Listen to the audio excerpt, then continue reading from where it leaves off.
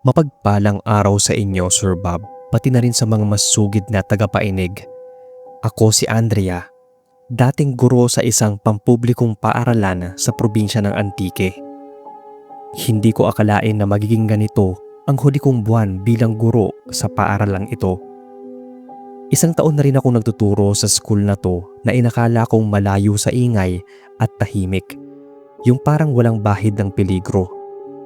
Pero sa kabila ng katahimikang yun ay may nakatagong lagim na pilit na lang hindi pinapansin. Nagpa-practice teaching pa lang ako noon at walang sino man ang nagsabi sa akin tungkol sa mga kwento ng eskwelahan bago pa ako dumating. Wala ring nagbabala sa akin na may mga bagay na hindi na dapat pinapansin kahit na harap-harapan na yung nagpapakita.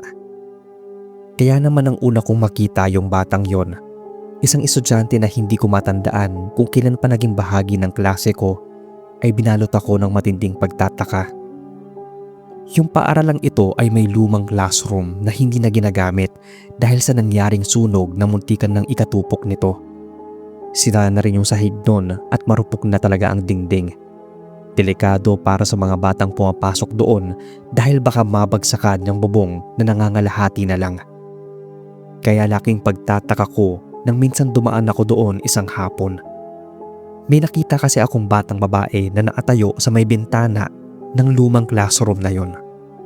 Nakasuot siya ng puting blouse at asul na palda, gaya ng karaniwang uniforme ng mga estudyante sa paaralan. Payat siya na mahaba ang buhok na nakatakip sa mukha niyang habang nakatayo. Hindi ko maaninag ng maayos yung mukha niya, pero pairamdam ko ay nakatingin siya sa akin. Lumapit ako sa silid-aralan na yon at tinawag siya, pero hindi siya gumalaw. Nang lumapit pa ako ng kaunti, saka ko lang napansin na may kakaiba sa kanya. Yung balat niya ay parang maputlang nangingitim, yung parang kulay abo, at yung sa bandang ulo niya ay may sugat at parang nasirang anit. Hindi rin pantay yung buhok noon na para bang nasunog. Napaatras ako at muli siyang tinawag. Pero nang hindi pa rin yung nagre-react ay dahan-dahan na ako nagdakad palayo. Nagsimula nang magtayuan ang mga balahibo ko sa braso at batok. Parang bigla ring lumakas yung tibok ng puso ko. Kinabahan ako nang maisip na baka multo na lang yung nakita ko. Nang muli kong lingunin yung classroom na yon ay wala na yung bata. Akala ko ay huling kita ko na yon sa kanya. Pero isang araw, nang papasok na ako sa silid-aralan na ginagamit ko, may napansin akong kakaiba. Nakaupo na sa kanya-kanyang upuan ang mga estudyante ko at may dalawang upuang bakante sa likod nun. Pero nang araw na yon ay isang upuan lang ang bakante. Tiningnan ko mabuti kung meron bang lumipat ng upuan. Naka-alphabetical kasi ang seating arrangement, kaya ayoko na may lumilipat ng ibang upuan nila. Pero nang suriin ko mabuti ang bawat upuan ay may nakaupo doon. Ganun na lang yung pangingilabot ko nang matitigan kong mabuti yung batang nakaupo sa likuran, dun sa isang upuang bakante. Marungis yun, nakayuko at nakatakip ng buhok ang muka. Kapareho ng batang nakita ko doon sa lumang classroom. Sinubukan kong baliwalain. Ayoko din namang matakot yung mga estudyante ko. Pero kahit anong pilit ko na huwag siyang pansinin, hindi ko maiwasang makaramdam ng takot. Nakakaramdam kasi ako ng bigat ng pairamdam, yung parang nangihina yung tuhod ko habang nasa gitna ng klase. Nabuburol din ako sa tuwing napapatingin sa kanya. At ang nakakakilabot pa nun ay bigla na lang siyang nawawala tapos biglang magpapakita. Hindi ko maintindihan kung bakit sa akin siya nagpapakita at kung papaanong nakikita ko siya. Sa pagkakaalam ko, wala naman akong third eye. Unang beses kong makakita at makaramdam ng kaluluwa at dun pa talaga nangyari sa paaralan na yon. Hanggang sa pagtulog ay hindi ko maalis sa isipan ko yung bata. Hindi ako makapapayag na basta na lang mawala sa buhay ko yung kung anumang pakay niya sa akin at ang dahilan kung bakit siya nagpapakita. Minsan ay nagigising na lang ako noon na para bang may naamasid sa akin. Nagigisingan ko na parang may batang bigla na lang tumatakbo at nawawala. Tapos may naririnig pa akong parang umiiyak kahit wala namang bata sa bahay namin. Nang hindi ko na matagalan at matiis ang takot, ay nagtanong na ako sa ilang matatandang guro. Ganon din sa mga janitor na matagal nang naninilbihan sa eskwelahan. Nung una ay ayaw pa nilang magsalita. May ilang nag-iwas ng tingin, may ibang nagkukunwaring hindi alam yung sinasabi ko. Pero isang matandang janitor na tawagin nating Mang Ruben ang nagsabing, "Nakikita mo ba siya?" Napabuntong hininga akong tumangunon. Pilit sinasariwa sa isip yung unang engkwentro namin. Sa kanya kinwento yung nangyaring sunog mahigit 20 taon na ang nakaraan. Tanghaling tapat daw yon at halos nag-uwian na ang mga estudyante para magtanghalian. May ilang bata ang nagpaiwan sa silid para doon kainin yung baon nila. Nang tanghaling yon ay nag-overheat daw yung electric fan na ginagamit nila. May isang batang naatulog daw doon at yung ilang kaklasing kasama sana niya doon ay parang pinagtripan siya.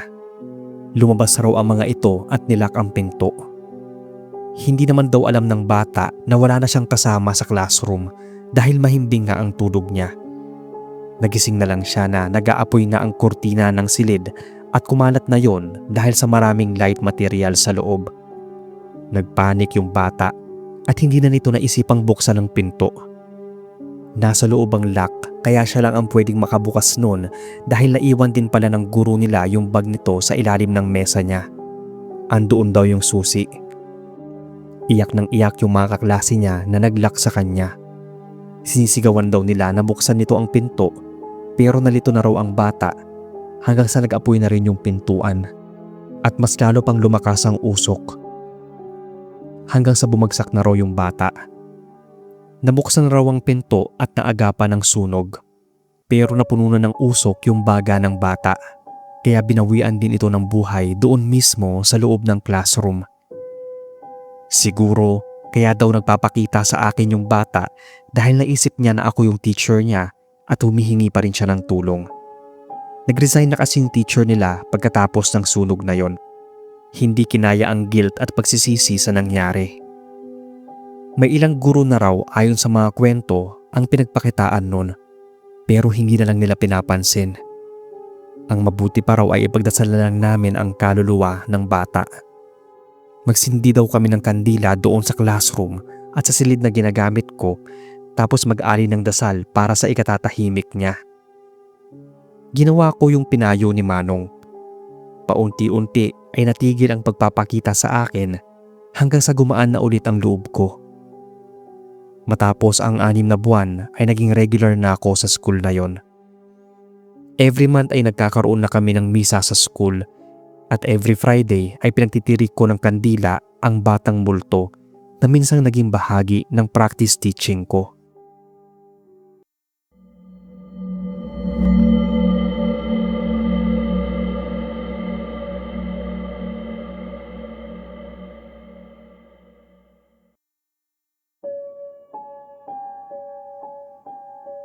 Magandang araw sa inyo, Sir Bob, at sa lahat ng mga nakikinig sa inyong channel. Tawagin na lang akong Brad. Matagal ko nang gustong isulat to, pero palaging may pumipigil sa akin. Maaaring dahil sa takot, pag-aalinlangan, o baka yung mismong nangyari sa amin na hindi ko pa rin makalimutan. Ngayong lumipas na ang maraming taon, naramdaman kong kailangan ko nang ibahagi itong kwento. Hindi para humingi ng tulong o makakuha ng simpatya, kundi para mabawasan yung bigat na bumabagabag pa rin sa isipan ko magpasa hanggang ngayon.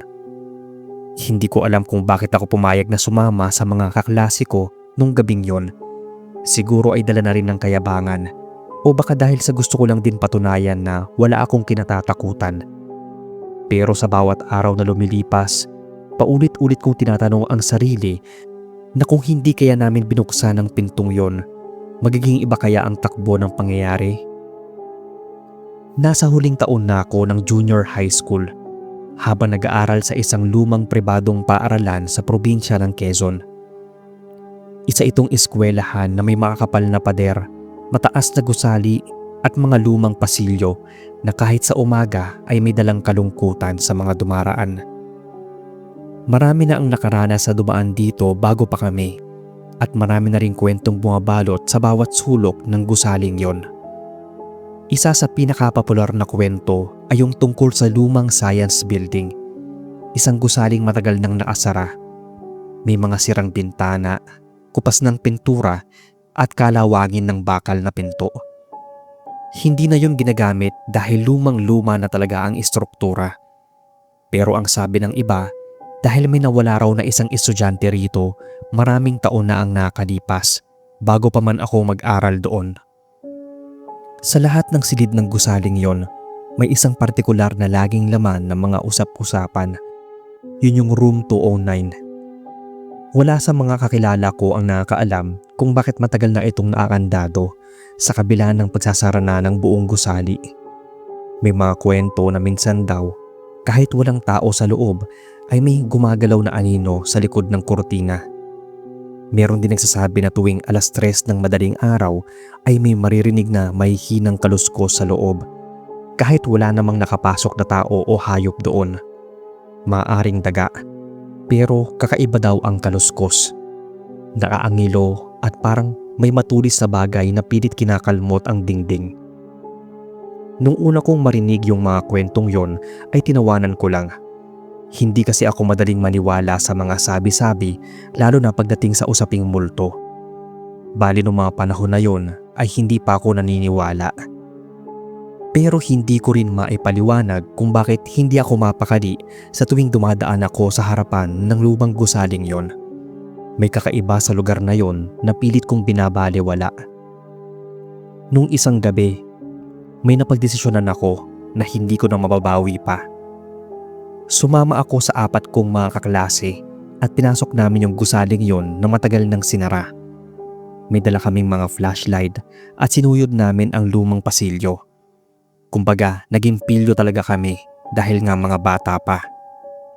Napahinto kami sa harap ng lumang pinto na may kupas na numerong 209. Nakita rin namin ang luma at nakalukot na papel na nakadikit sa pinto na may nakasulat na huwag bubuksan.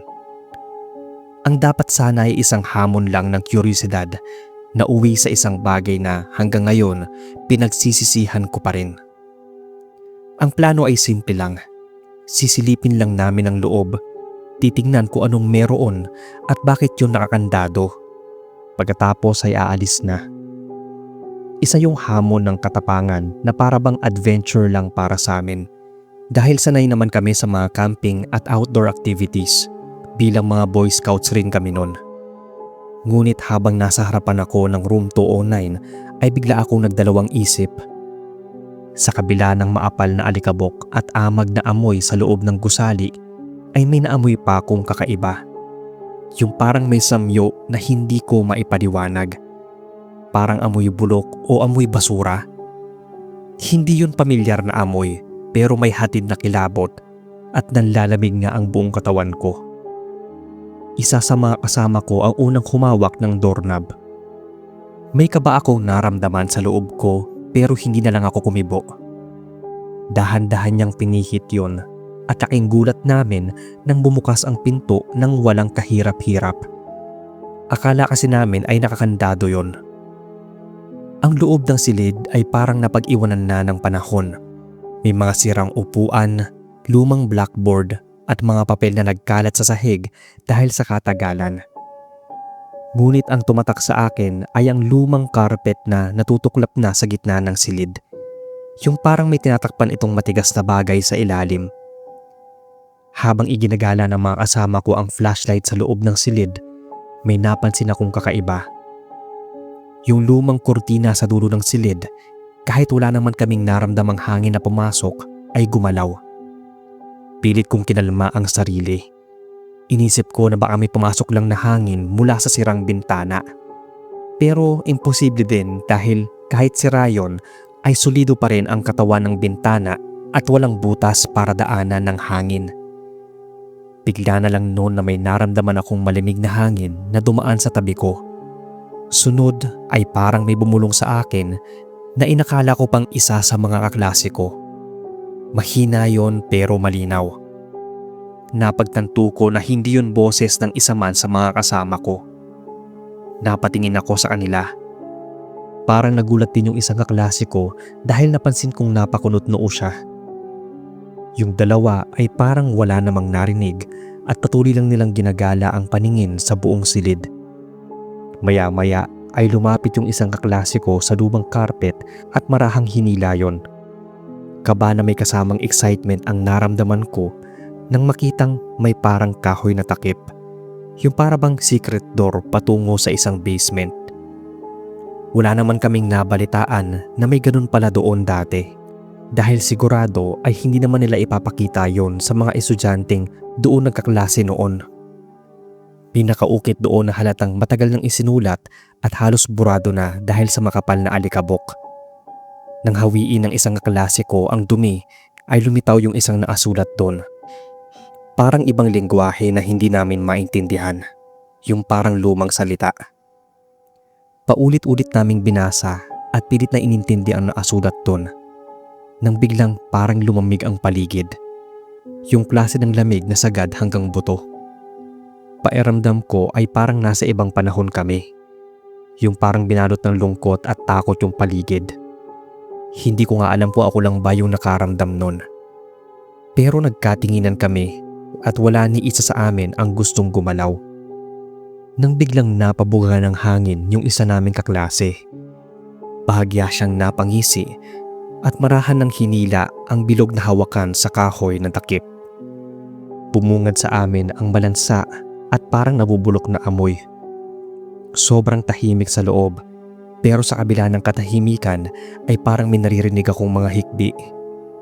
Parang maraming mga boses na nagbubulungan. Sabay-sabay pa kaming nagulat nang bigla na lang natumba ang isang upuan sa silid at parang may tunog ng chalk na nagsusulat sa lumang blackboard. Nagkatiginan kami nun at iisa lang siguro ang laman ng isip. Ang tumakbo at lumayo na sa lugar na yon bago pa may mangyaring masama. Pabagsak na binitawan ng kaklase namin yung takip ng kung anumang klaseng silid na yon at tag-unahan na kaming tumakbo palabas. Walang sino man sa amin ang nagtangkang lumingon pa, lalo na at narinig na lang naming pabagsak ding sumara ang pinto ng silid na yon. Hindi na namin pinagkaabalahang isarado yon dahil lahat kami ay nakaramdam ng matinding takot. Para pang may malamig na bagay na sumusunod sa amin. Hingal na hingal kami nang makalabas sa lumang gusali. Saka lang namin naramdaman ang pandalagkit dahil sa pinagsamang alikabok at pawis sa pagtakbo. Nang maarating kami ng labasan ay doon namin napansin na putlang-putla yung isa naming kasama. Para itong latang gulay na napasalampak sa damuhan. Kaya humingi na kami ng tulong dahil para siyang nawawala ng malay. Maya-maya ay naramdaman ko na rin yung pangihina. Hindi ko alam kung dahil ba sa pagtakbo namin ng walang tigil o dahil doon sa mga narinig o naramdaman namin sa loob ng silid. Napasalampak na rin ako sa damuhan nun. Habol pa rin ang hininga at napapahawak na rin sa may tagiliran ko dahil bahagya yung kumikirot. Nakita kami ng guro namin sa Boy Scout at agad niyang inalayan yung kaklase naming lubaypay. Wala sa amin ang nagsabi ng totoo sa mga guro namin. Sinabi lang namin na napagod kami sa kakalibot sa buong paaralan at kakalaro. Kaya pinatapos lang ang campfire nun at pinauwi na kami. Yung malalapit ang bahay ay pwede na raw umuwi at yung malalayo naman ay doon na sa inayos na classroom magpalipas ng gabi. Sinundo ako ni tatay dahil ayokong matulog sa classroom. Natakot na ako noon dahil baka may maramdaman na naman ako o marinig na kakaiba. Pero kahit na nasa sariling higaan na ako, ay hindi pa rin ako makatulog ng maayos. Bumabalik-balik yung naranasan namin sa silid na yon. Yung mga bulungang hindi namin maipaliwanag kung saan nanggagaling.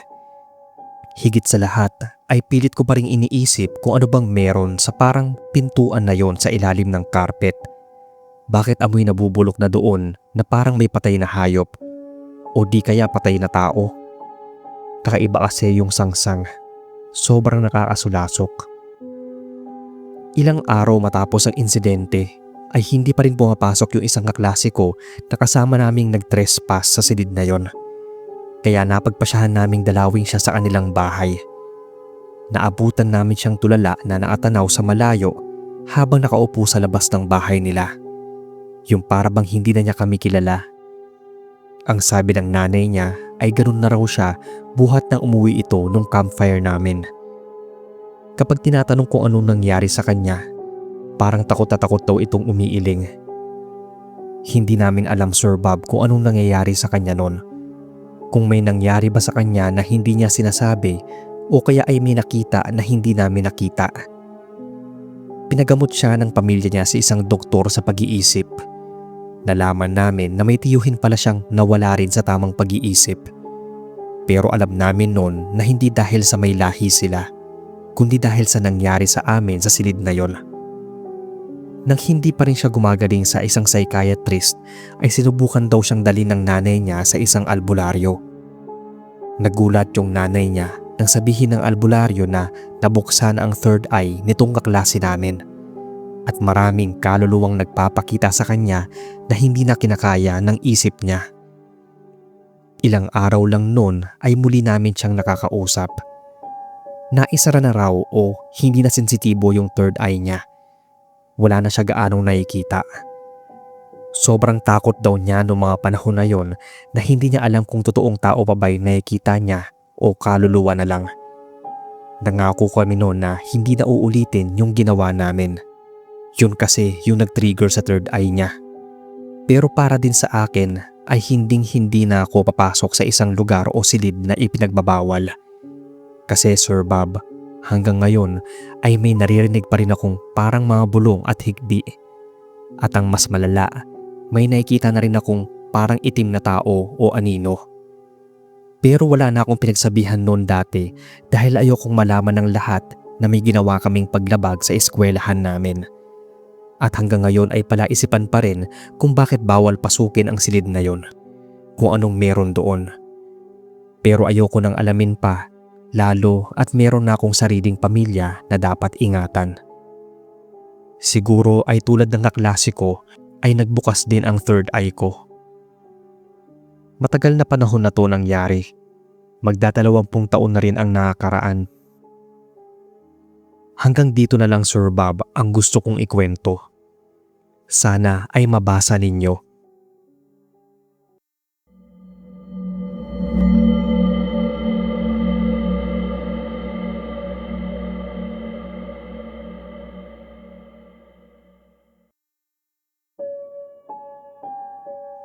Magandang araw sa inyo, Sir Bob.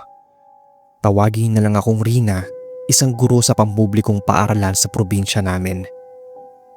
6 na buwan na akong buntis noon sa aking panganay ay dapat isa ito sa masayang yugto ng aking buhay. Pero may isang pangyayari na hindi ko kayang ipaliwanag. Isang karanasan na gusto kong ibahagi sa inyo. Alam kong may mga bagay sa mundo na mahirap paniwalaan, lalo na kung wala naman tayong matibay na patunay bukod sa ating sariling kwento at karanasan. Nais kong ibahagi sa inyo itong naranasan ko at kayo na ang bahalang humusga kung maniniwala ba kayo. Isang gabi noon ay naramdaman ko na lang na parang may isang nilalang na umaaligid sa tahanan namin. Ramdam ko na hindi ako ang pakay noon, kundi yung anak ko na hindi ko pa naisilang.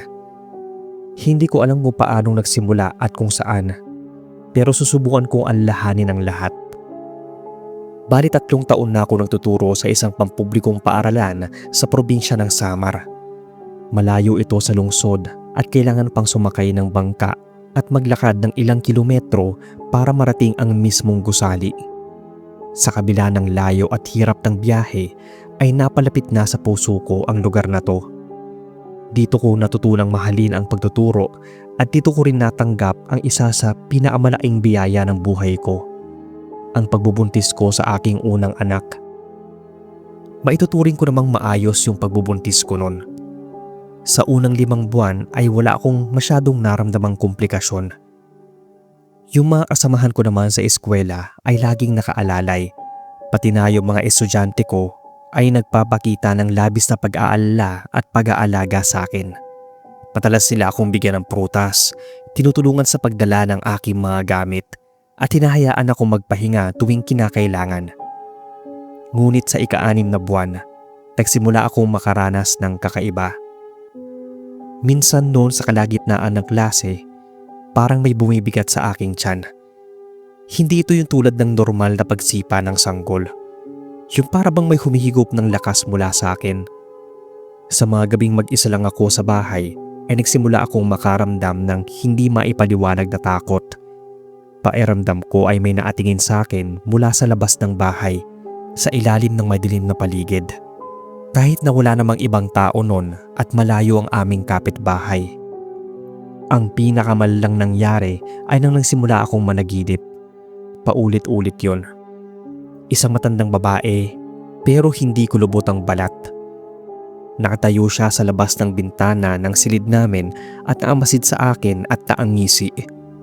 Sa panaginip ko ay hindi siya gumagalaw. Ngunit alam kong naririnig niya yung mabilis na timok ng puso ko. At sa tuwing nagigising ako ay may malamig na hangin parang humahaplos sa tiyan ko. Yung para bang matagal na nung hinihimas yung tiyan ko habang natutulog ako. Habang lumilipas ang mga araw ay lalong lumalala yung pakiramdam ko. Napansin kong mas tumindi yung pagkahilo ko tuwing dapit hapon.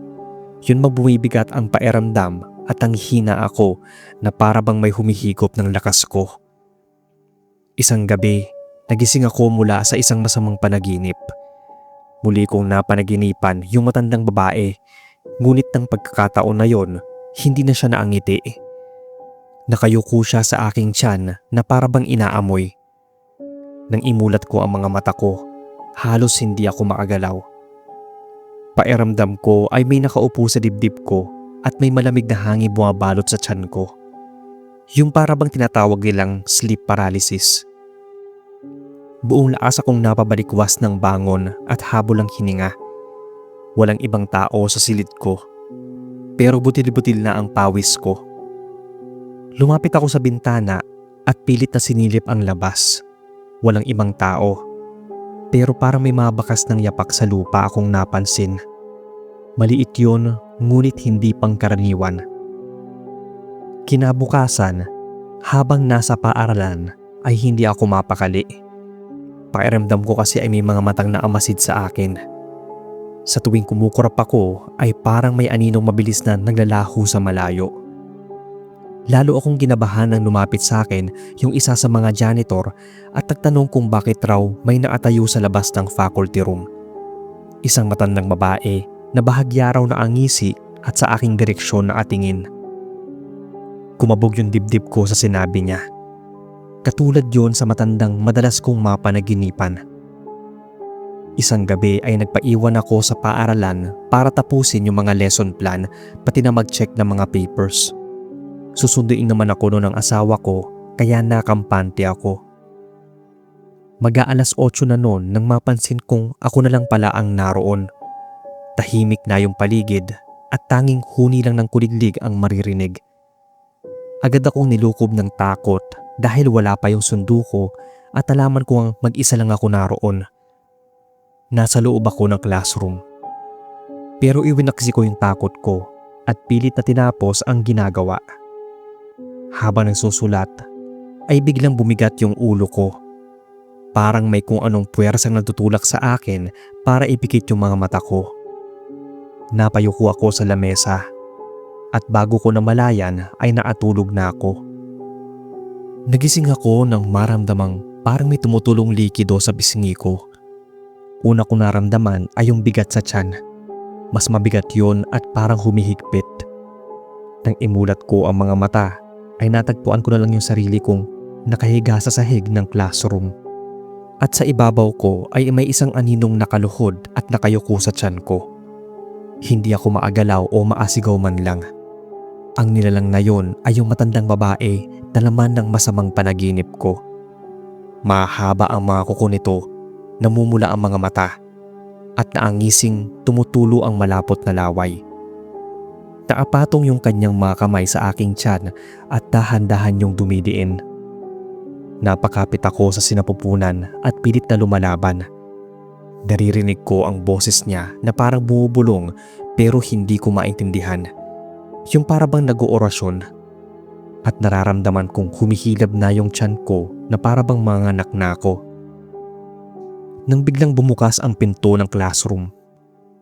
Sa isang iglap ay nawala ang bigat sa aking tiyan. Humihingal akong napaupo. Hindi pa rin ako maapaniwala sa nangyari.